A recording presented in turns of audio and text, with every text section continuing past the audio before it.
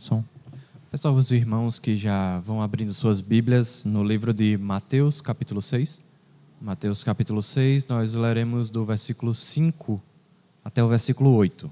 Os irmãos ouçam com atenção esses versículos. E quando orardes, não sereis como os hipócritas, porque gostam de orar em pé nas sinagogas e nos cantos das praças, para serem vistos dos homens.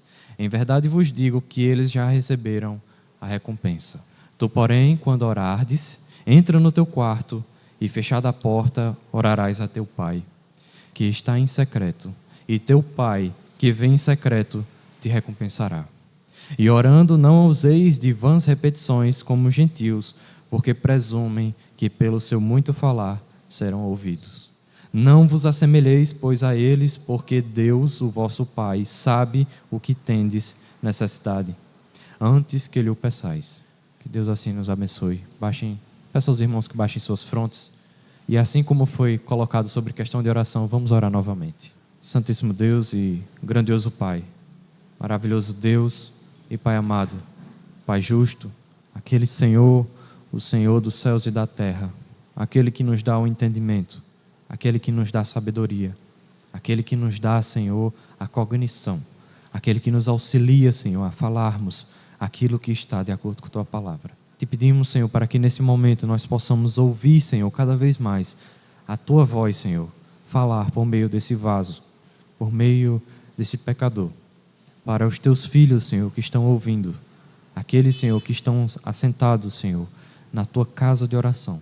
Quanta bondade, Senhor, e quanta misericórdia tem nos sido, Senhor, dada, de forma que nós te rogamos para mais uma vez, pela Tua misericórdia, nos dê essa graça de entendermos a Tua palavra, de clarear nosso entendimento, de estarmos, Senhor, cada vez mais buscando glorificar e entender o Teu nome santo em meio às Tuas palavras que é nas Escrituras. Nos ajuda, Senhor, e nós te pedimos desde já e te agradecemos, no nome santo de Jesus Cristo. Amém. Meus irmãos, aprove a Deus de forma maravilhosa que antes mesmo de iniciarmos os estudos, nós já estamos nos preparando para a oração. É tanto que o título que está no nosso boletim é Dirigindo-se a Deus. Nós vamos tratar sobre a oração hoje. E aqui o título do texto que nós lemos é Dirigindo-se a Deus. É tanto que Henry Scudder, ele traz o Salmo de número 5, né, para mostrar exatamente a apresentação e a petição de Davi no Salmo 5.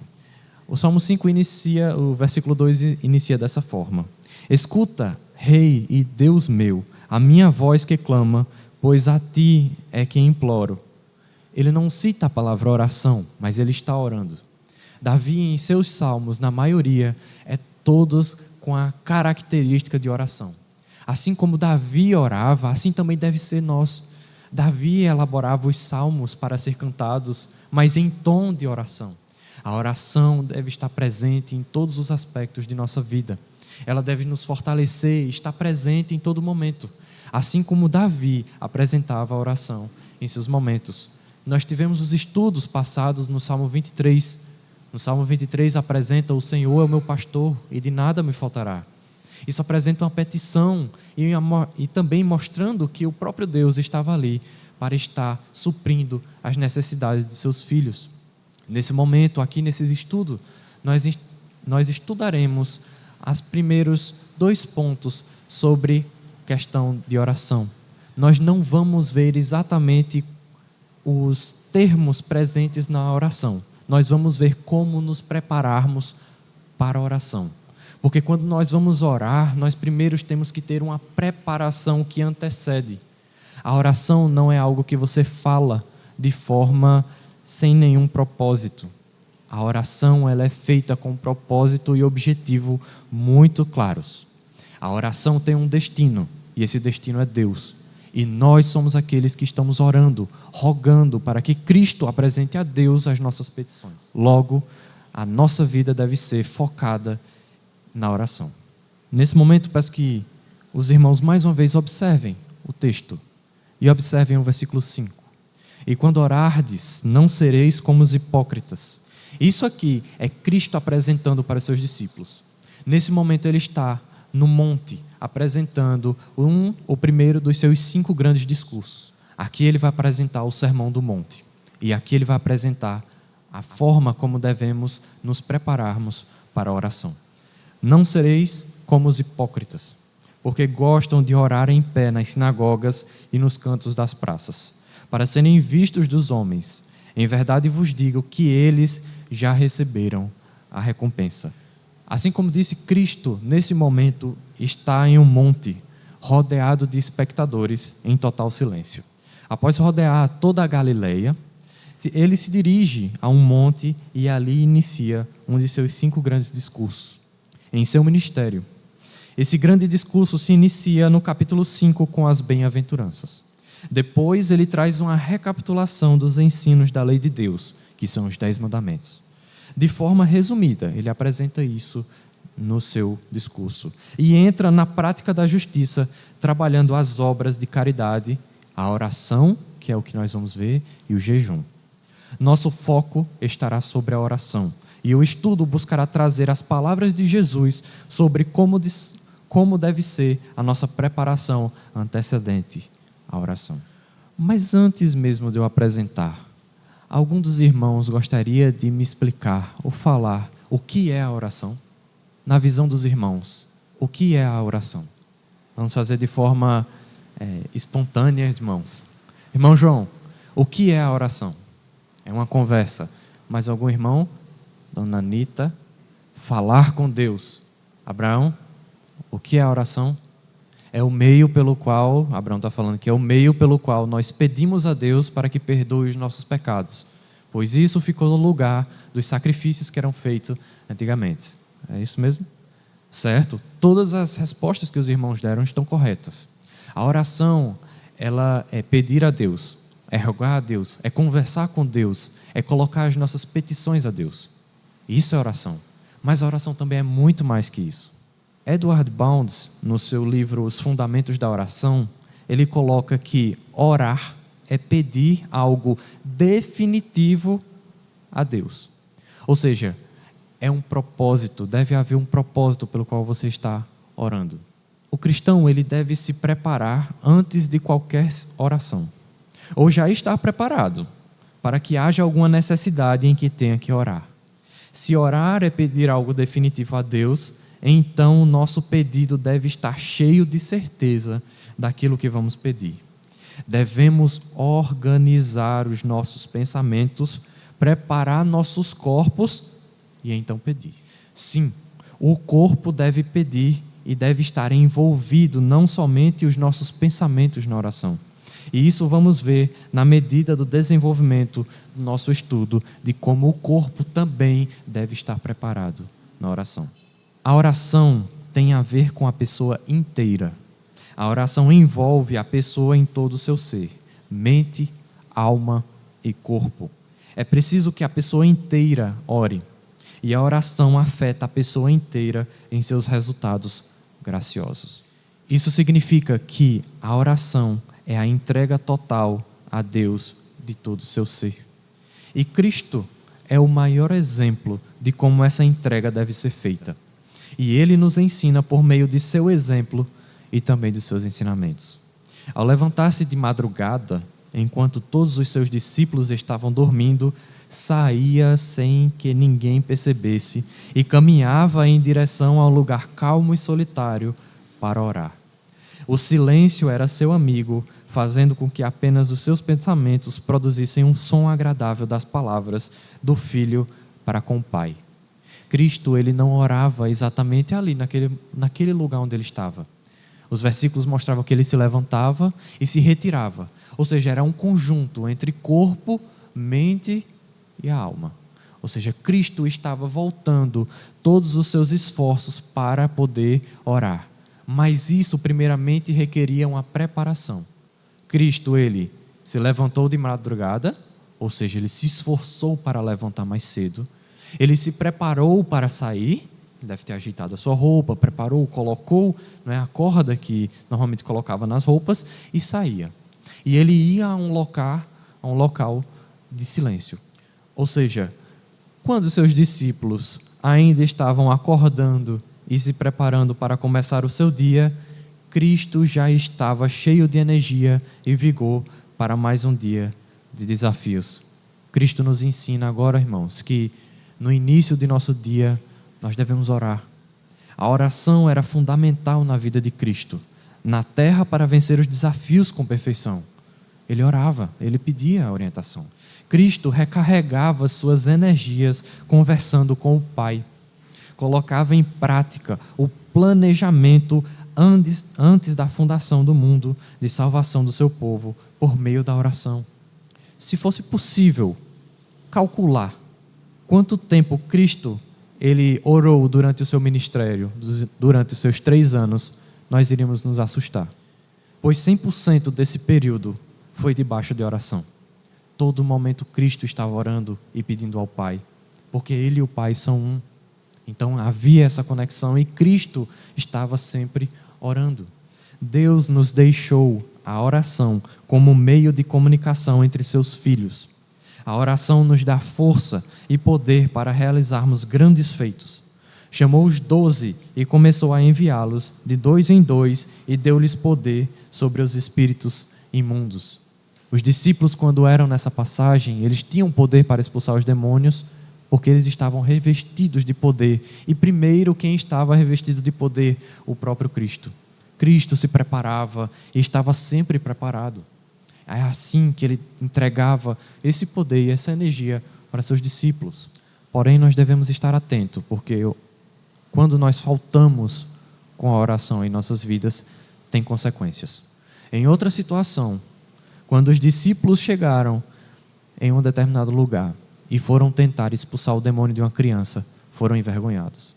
Quando os discípulos perguntaram a Cristo por que não haviam conseguido expulsar o demônio, no episódio da criança que se jogava no fogo, temos a final resposta de Cristo, que é, nós vamos ver isso, mas primeiro nós vamos abrir nossas Bíblias nesse texto. Está em Mateus capítulo 17.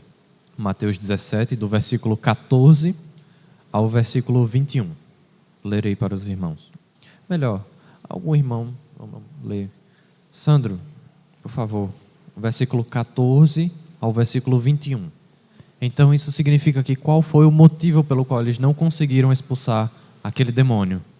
Algum irmão se arrisca em dizer? Falta de oração e jejum. Tem um outro termo que ele utiliza, que é fé. A fé estava pequena. Mas essa fé ela é exercitada na oração e no jejum. Ou seja, cada um dos irmãos pode fazer grandes feitos, mas isso só vai ser feito por meio de oração e jejum. A oração não é apenas fechar os olhos e ficar parado em algum lugar onde você escolha. É levar a voz e ao final você dizer amém.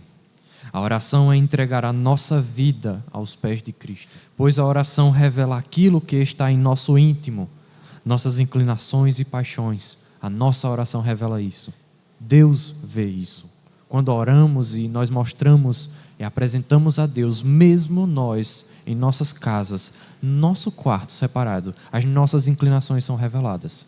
Se nós estamos de acordo com a palavra, se nossas paixões estão à flor da pele, é revelado. Por isso, Cristo, ele vai ensinar como é feito o processo de oração. Primeiro, o cristão deve se preparar. E somente depois ele aborda para ensinar seus filhos, os discípulos, os elementos que estão na oração. Então fiquem atentos, irmãos. Em nossas vidas, primeiro na oração, nós devemos nos preparar de forma correta. Nosso estudo estará dividido em 4 pontos. E esses 4 pontos buscam mostrar os elementos fundamentais na preparação da oração. O primeiro ponto que nós vamos abordar é que a nossa oração deve ser preparada sem hipocrisia. É o primeiro ponto. Voltemos ao versículo 5 do capítulo 6 de Mateus. No versículo 5 de Mateus, nós temos: E quando orares, não sejas como os hipócritas, porque se comprazem em orar em pé nas sinagogas e às esquinas das ruas para serem vistos pelos homens. Em verdade vos digo que já receberam o seu galardão. A palavra hipócrita vem do grego hipokrites, que originalmente significa ator, ou aquele que representa um papel. Nos teatros gregos, os atores usavam máscaras para interpretar os personagens. E Jesus usa essa imagem para descrever pessoas que fingem ser espirituais, mas cujo coração não corresponde às suas ações. Portanto, ser hipócrita, à luz de Mateus 6,5, é praticar atos religiosos com aparência de piedade, mas com a intenção de receber a aprovação humana em vez de buscar a comunhão com Deus. Isso é ser hipócrita. A utilização de lugares públicos, quando nós vemos que os hipócritas eles iam para as sinagogas e para os cantos das ruas, nas esquinas das ruas, esses eram lugares onde haviam grandes concentrações de pessoas. Era um palco perfeito para essas pessoas, já que sua inclinação era a autoexaltação e não a comunhão com Deus. Quando se aborda que eram realizados nos cantos das praças, não eram apenas um local de praça específico, não era uma praça específica, o que possuía maior destaque, mas era a sua localização. Os cantos das praças eram lugares onde havia o cruzamento de outras ruas, ou seja, quando as pessoas se colocavam naquela parte, nos cantos das praças, elas estavam no cruzamento entre outras ruas, ou seja, outras pessoas de diversos lugares diferentes estariam olhando para ele. Logo, era a parte de maior concentração, meus irmãos. Era um palco perfeito para um ato religioso para demonstrar devoção. Podemos ver em nossa cidade exatamente isso ainda hoje.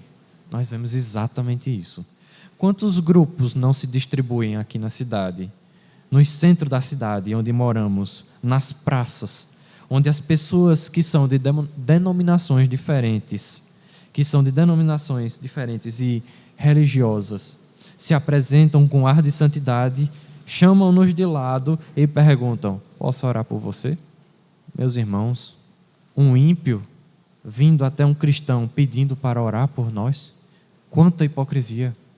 Muitos desses nem acreditam que Cristo é o nosso Salvador. Hipócritas. Mesmo que estejam sendo enganados, eles, mesmo que estejam na sua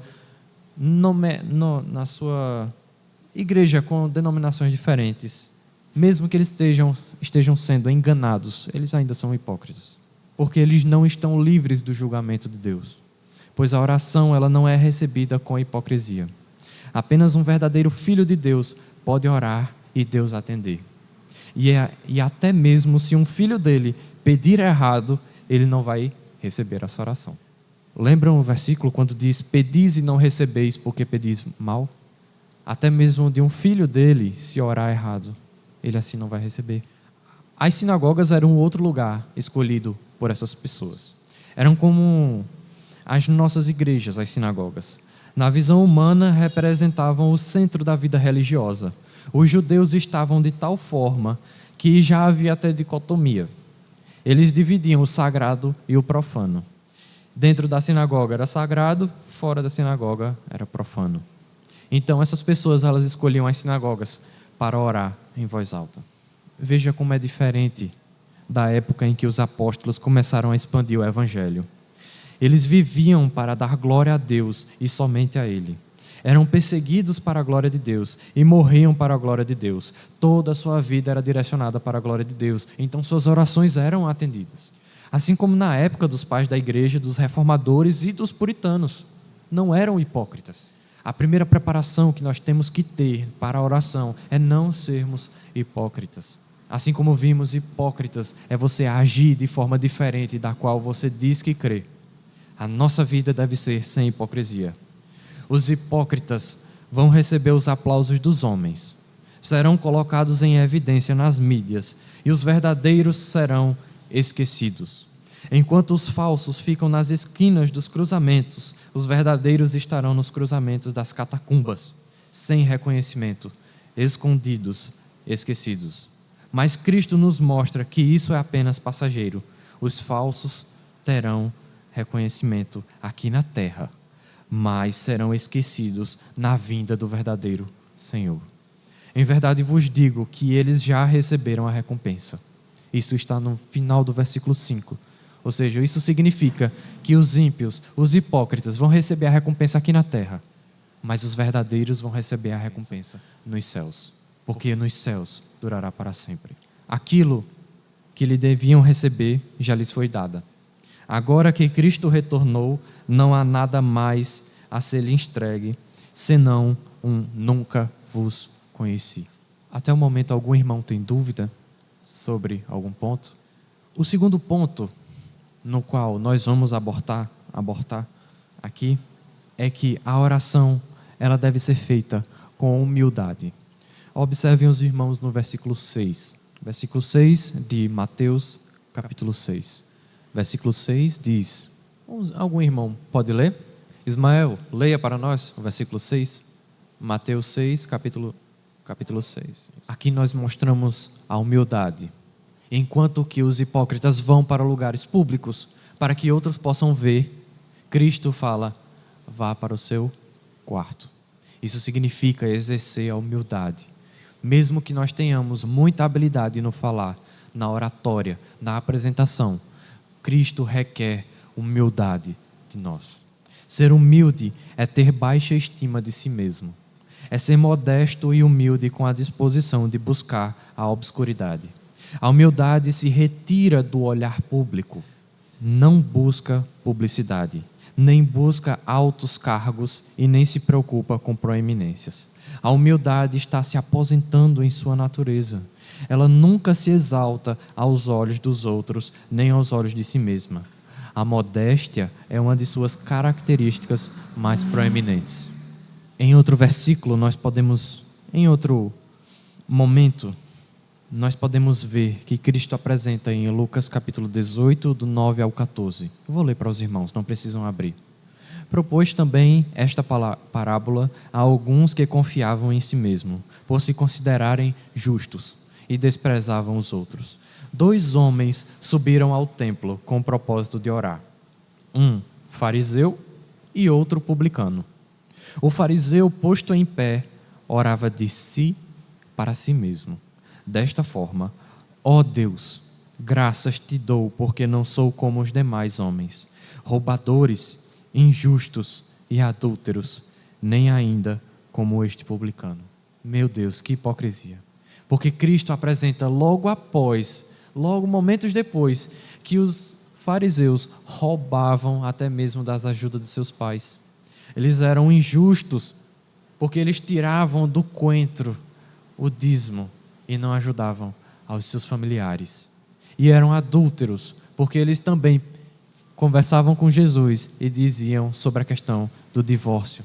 Continua a falar vou ler novamente, acabei perdendo. Como os demais homens, nem ainda como este publicano. Ele aponta para o publicano e aí diz, jejuo 2 vezes por semana e dou o dízimo de tudo quanto ganho. O publicano, estando em pé, longe, afastado, separado, em um lugar de silêncio, humildade, ele não ousava nem ainda levantar os olhos ao céu. Ele ficava com a cabeça baixa. Em uma das pregações em que eu estava ouvindo, dizia que o publicano, ele colocava o seu queixo junto ao peito, para que nem mesmo a sua cabeça ou qualquer outra parte do corpo possa estar elevada, mas todo o seu ser. Vejam, irmãos, o corpo mostrando como deve ser feita a oração, em humildade. Ele não ousava nem ainda levantar os olhos aos céus, mas batia no peito, dizendo, ó Deus, sê propício a mim, pecador. Humildade e humilhação. Ele não buscava ser visto pelos homens, ele buscava ser visto por... Digo-vos que este desceu justificado para a sua casa e não aquele. Porque todo o que se exalta será humilhado, mas o que se humilha será exaltado. O fariseu, entregue à presunção e envolvido em si mesmo, viu apenas seus próprios atos hipócritas. Listou suas virtudes diante de Deus e desprezou o pobre publicano que estava longe. Ele se exaltou, se entregou ao elogio próprio, foi egocêntrico e foi embora injustificado, condenado e rejeitado por Deus. O publicano, o cobrador de impostos, não via nada de bom em si mesmo. Ele estava sobrecarregado pela autodepreciação e longe de qualquer coisa que pudesse ser creditada por qualquer bem em si mesmo. Ele não teve a pretensão de levantar os olhos para o céu, mas com um semblante abatido, ele se bateu no peito e gritou: ó Deus, sê propício a mim, pecador. Qual o exemplo que Cristo nos dá para a correta forma de preparação? Ele nos dá outro exemplo. Em Marcos capítulo 1, versículo 35, ele mostra que Cristo, de madrugada, quando ainda estava escuro, levantou-se, saiu e foi a um lugar deserto e ali orava. Primeiro, era de madrugada. Novamente. Enquanto o fariseu buscava a luz do dia para justificar suas orações egoístas, Cristo, ainda escuro, se derramava em humildade para com o Pai. Segundo, Cristo buscava lugares desertos e ali orava. Uma oração silenciosa. O fariseu, por sua vez, buscava lugares públicos e em alta voz exclamava: ó Deus, graças te dou, porque não sou como os demais homens. E aí eu pergunto aos irmãos, como têm sido nossas orações? Temos buscado em humildade orar para mostrar nossas habilidades de oratória na presença de outros? Ou quando nos pedem para orar em público, nos derramamos em humildade, assim como Cristo fazia? Peço aos irmãos que, já estamos finalizando, sei que está quente, peço aos irmãos que abram em Lucas capítulo 5. Lucas capítulo 5, do versículo 12 ao versículo 16. Quero que os irmãos acompanhem a leitura de outro momento onde Cristo apresenta a humildade e oração seguidas. Peço que outro irmão faça a leitura. Irmão Girlene. Girlene está com a garganta ruim, então vamos passar para outro. Dona Anitta, versículo 12 ao 16. Lucas capítulo 5, do versículo 12 ao 16. Do 12 ao 16. Ele fazia exatamente aquilo que ele ensinava. Ele não era hipócrita e ele era humilde. Ou seja, Cristo vivia de forma perfeita. E ao final, após realizar uma cura milagrosa, Cristo se retirava só e ia orar. Ele tinha tudo e absolutamente tudo para buscar glória para ele. Ele era o Cristo, meus irmãos. O Deus encarnado, o poder e a majestade estavam em suas mãos. O Pai, o Filho e o Espírito Santo juntos se revelaram em seu batismo, confirmando isso. Mas ele saía para lugares solitários e ia orar. Que grande exemplo para nós. Mais uma vez, eu pergunto, como têm sido as nossas orações? Temos tido prazer em, após realizarmos algum feito, agradecer em oração a Deus? Ou temos esquecido dele e continuado nossa vida como se Deus não tivesse feito nada por nós e nossas mãos e braços tivessem realizado tudo? Orarmos de forma humilde não traz o louvor dos homens, mas traz a bondade e a misericórdia do Senhor para conosco. Edward Bound disse: Deus faz com que quando a pessoa inteira orar, toda a pessoa seja abençoada. Nosso corpo absorve o bem da oração, pois muitas das orações são feitas especificamente para o corpo. Comidas e roupas, saúde e força corporal vêm em resposta à oração. A ação mental clara, o pensamento correto, uma compreensão iluminada e poderes de raciocínio vêm de acordo com aquilo que oramos. A orientação divina significa que Deus está movendo e impressionando a mente de forma que tomemos decisões sábias e seguras. Em Salmo 25, 9, ele diz: guia os humildes na justiça e ensina aos mansos o seu caminho. A palavra muda nossos corações, nos quebranta, nos humilha e nos coloca no mesmo lugar que Jonas, para que ao final nós possamos orar. Para finalizarmos o segundo ponto, vamos ler a passagem de Jonas. Peço que os irmãos abrem Jonas 1,15. Jonas 1,15. Nós leremos o versículo 15 e aí depois nós vamos pular para o capítulo 2, o versículo 1. Então acompanhem os irmãos. Jonas 1,15. Então, e levantaram a Jonas e o lançaram no mar, e cessou o mar a sua fúria. Capítulo 2, versículo 1. Então Jonas, do ventre do peixe, orou ao Senhor: seu Deus. Humilhação.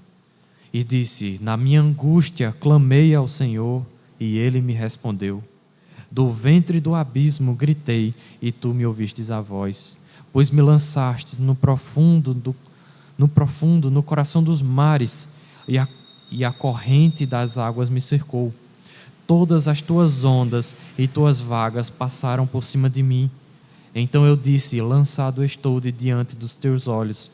Tornarei porventura a ver o teu santo templo. As águas me cercaram até a alma.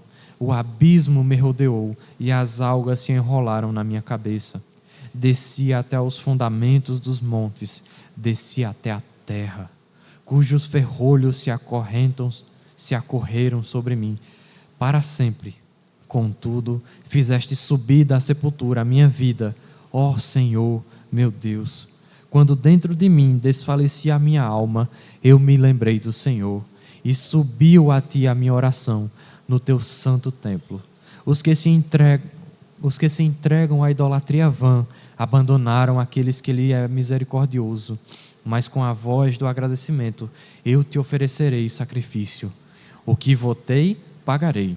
Ao Senhor pertence a salvação.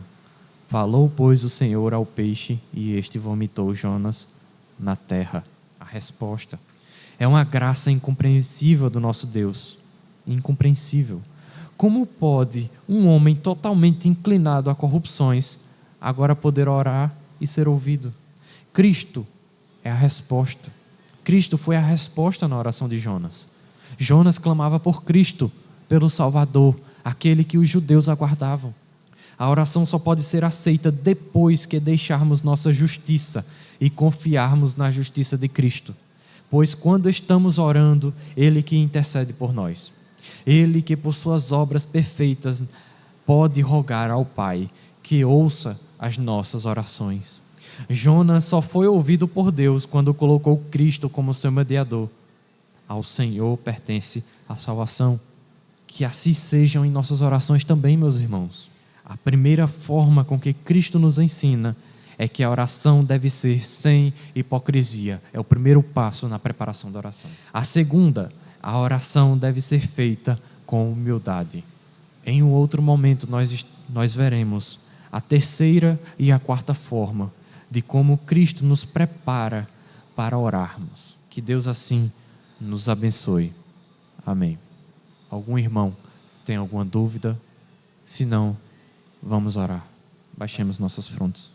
Gracioso Deus e grandioso Pai, nós te agradecemos, Senhor, pelas tuas bênçãos, pela tua graça, pela tua bondade, pela tua justiça, pela tua correção. Nós te agradecemos, Senhor, porque o Senhor foi bondoso, de forma que o Senhor tem nos dado, Senhor, tudo quanto precisamos, tudo o que necessitamos, tudo o que pedimos, Senhor, e assim vai aos teus ouvidos, o Senhor ouve, Senhor, e o Senhor nos responde de acordo com a tua vontade. Graças te damos, porque muitas das nossas orações, Senhor, são pedidos egoístas, pedidos para nós mesmos, e nós nem sequer refletimos. Nos ajuda, Senhor, a nos prepararmos corretamente para orar, para que a partir de agora, Senhor, nós possamos orar, Senhor, de acordo com o que o Senhor nos ensinou. Orar, Senhor, sem hipocrisia, sem estar agindo como um dublê ou um ator, Senhor, com um papel de cristão, mas verdadeiramente, Senhor, sermos cristãos. Nos ajuda, Senhor, a sermos humildes em nossas orações. Não sermos, Senhor, como os fariseus, porque nós sabemos, Senhor, e nós conhecemos um pouco do nosso coração, o quão corrupto é. E qualquer brecha que nós damos, nós queremos fazer a mesma oração. E nós mostramos isso em nossas inclinações, em nossas paixões. Tem misericórdia de nós, Senhor. Tem misericórdia de nós. Para que não venhamos a sair, Senhor, da mesma forma que entramos. Mas estarmos, Senhor, buscando ter uma vida de oração.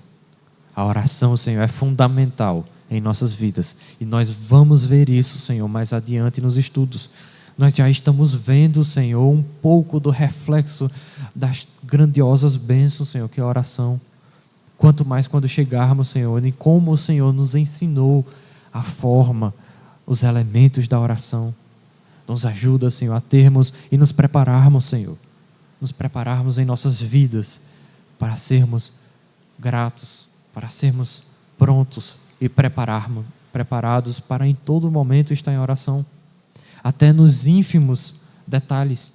Senhor, exemplos de que pessoas, em até mesmo situações tão pequenas, limpeza de uma casa, Senhor, as pessoas oravam.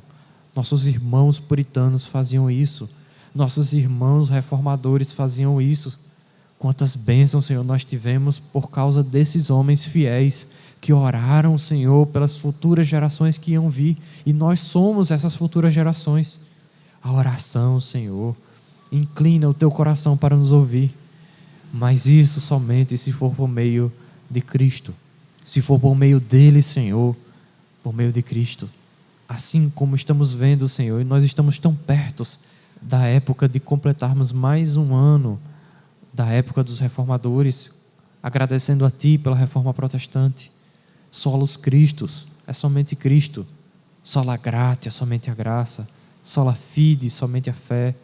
Soli Deo glória, somente a Deus toda a glória. Todas as solas, Senhor, todas as 5 solas, Senhor. Tem misericórdia de nós, Senhor, tem misericórdia. Nos ajuda a entendermos, Senhor, que esses homens eram fortalecidos e fizeram grandes feitos porque tinham uma vida de oração. Assim também seja a nossa vida.